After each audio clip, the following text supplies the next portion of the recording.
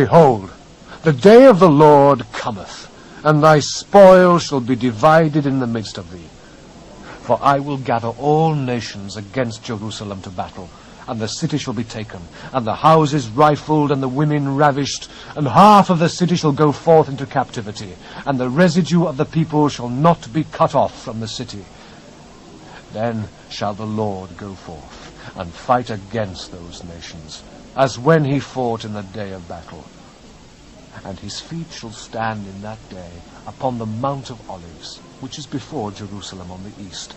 And the Mount of Olives shall cleave in the midst thereof toward the east and toward the west, and there shall be a very great valley.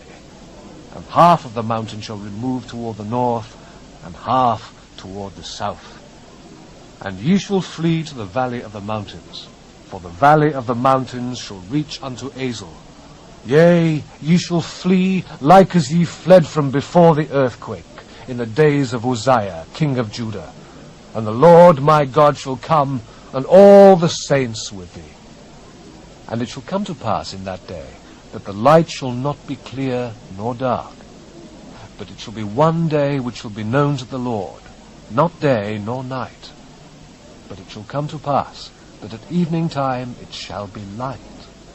And it shall be in that day, that living waters shall go out from Jerusalem, half of them toward the former sea, and half of them toward the hinder sea.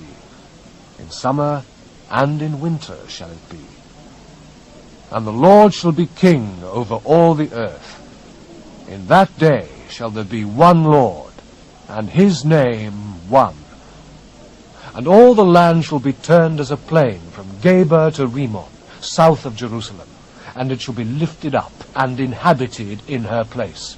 From Benjamin's gate unto the place of the first gate, unto the corner gate, and from the tower of Hananeel unto the king's wine presses. And men shall dwell in it, and there shall be no more utter destruction. But Jerusalem shall be safely inhabited. And this shall be the plague wherewith the Lord will smite all the people that have fought against Jerusalem. Their flesh shall consume away while they stand upon their feet, and their eyes shall consume away in their holes, and their tongue shall consume away in their mouth. And it shall come to pass in that day, that a great tumult from the Lord shall be among them.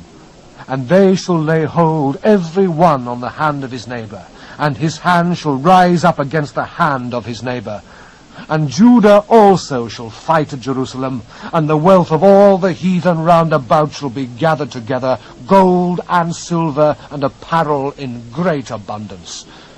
And so shall be the plague of the horse, of the mule, of the camel, and of the ass, and of all the beasts that shall be in these tents, as this plague. And it shall come to pass that every one that is left of all the nations which came against Jerusalem shall even go up from year to year to worship the King, the Lord of hosts, and to keep the Feast of Tabernacles. And it shall be that whoso will not come up of all the families of the earth unto Jerusalem to worship the King, the Lord of hosts, even upon them shall be no rain. And if the family of Egypt go not up, and come not, that have no rain, there shall be the plague, wherewith the Lord will smite the heathen that come not up to keep the Feast of Tabernacles.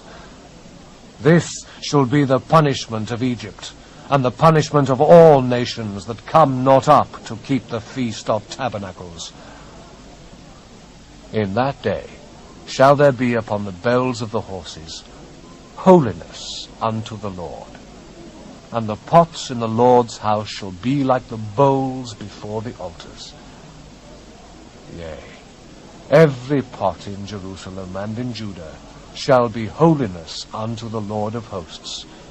And all they that sacrifice shall come and take of them, and seethe therein. And in that day there shall be no more the Canaanites in the house of the Lord of hosts.